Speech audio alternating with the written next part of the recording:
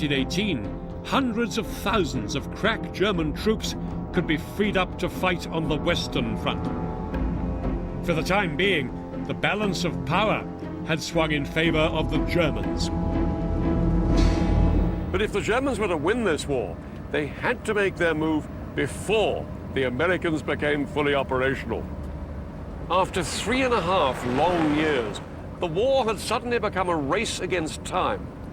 By spring 1918, it looked as if Germany would win that race.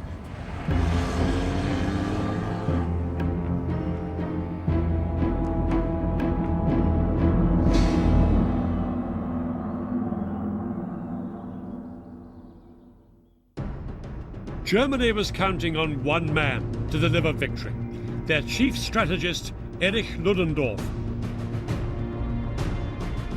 Ludendorff had presided over Germany's victory in the East. Now he planned to finish off the Allies in the West. Ludendorff knew this could be Germany's last chance to win the war.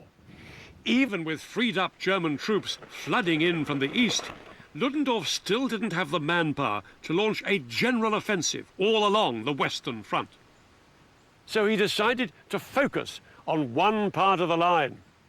If he could push the British back into the sea, the French would be on their own, and the war would be as good as won. He came up with a plan called Kaiserschlacht, the Emperor's Battle. His troops would concentrate their attacks in a series of powerful punches. The first punch was aimed to drive a wedge here, between the British and the French, where the two armies met, just east of the city of Amiens.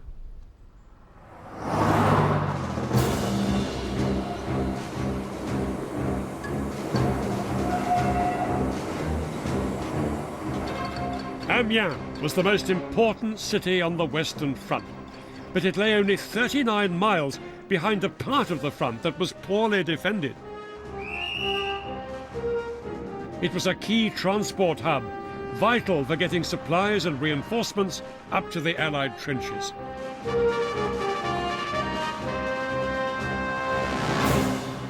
If Ludendorff could capture this city of Amiens, then he would divide the British from the French and cut their supply line. He chose March the 21st to launch his offensive and named it after Germany's patron saint, Michael. A massive force of unprecedented strength and quality began to be put together for the offensives. The German army was scoured for the toughest, fittest, and most experienced soldiers.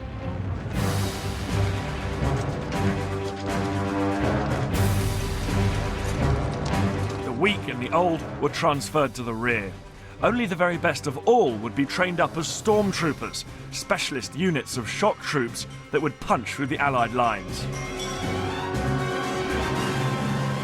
The men of the storm battalions were treated like football stars.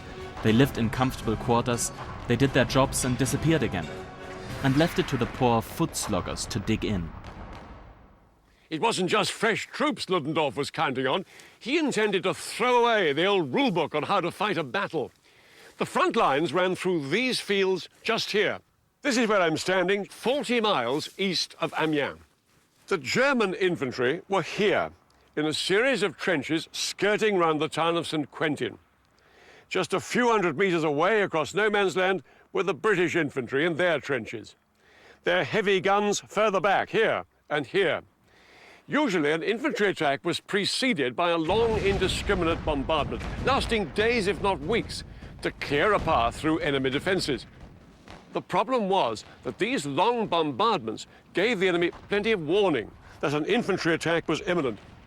This time, Ludendorff planned a barrage of just 5 hours, but with more artillery guns than ever before. For the first 2 hours, a mixture of gas and high explosive shells would target the British artillery positions back here. Then they would fire on the British infantry positions further forward. The bombardment would keep the British hunkered down in their trenches. Exactly 5 hours after the bombardment started, the elite force of German stormtroopers would begin their advance. Ludendorff hoped that this artillery fire plan, coupled with the stormtroopers, would cause such mass confusion that the entire British front line would fall apart in just one day. In Ludendorff, the Germans had a strong commander with a clear battle plan. On the Allied side, there was no man in overall charge. The British were led by Field Marshal Douglas Haig.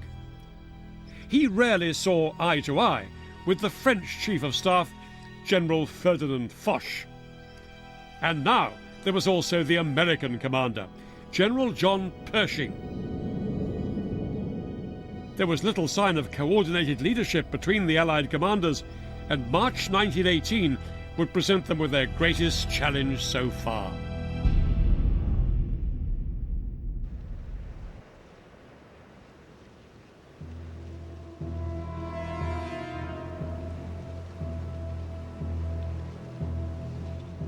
Across no man's land, the British Army were woefully unprepared to deal with any kind of offensive.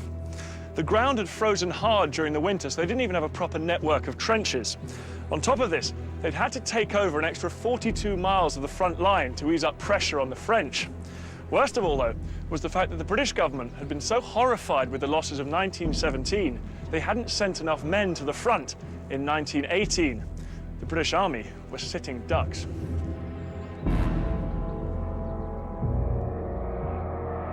We cannot tell what even the next moment has in store for us. But what will this same spot be when the Germans attack? Bloody inferno. It may happen at any moment. A sudden jump from stillness into hell.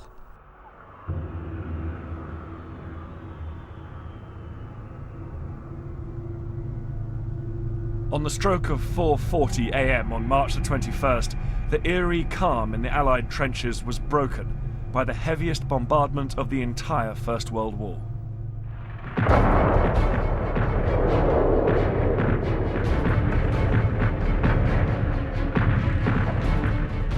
Six and a half thousand guns and 3,500 trench mortars fired virtually simultaneously along a 46-mile front in the greatest concentration of modern firepower to date. Into this brew of high explosive and razor-sharp shrapnel was mixed a concoction of lethal gases which hung in the air for hours, burning the eyes of soldiers and horses.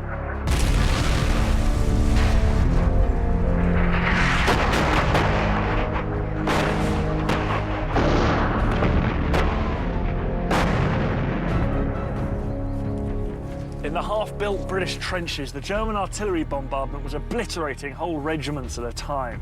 Entire units were literally being wiped off the face of the earth. The British were being slaughtered.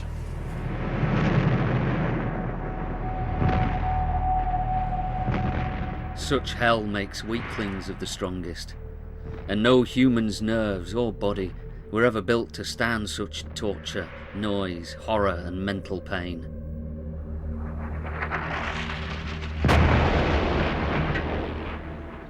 At 9:40 a.m., the first wave of German troops scrambled forward in their gas masks through the fog.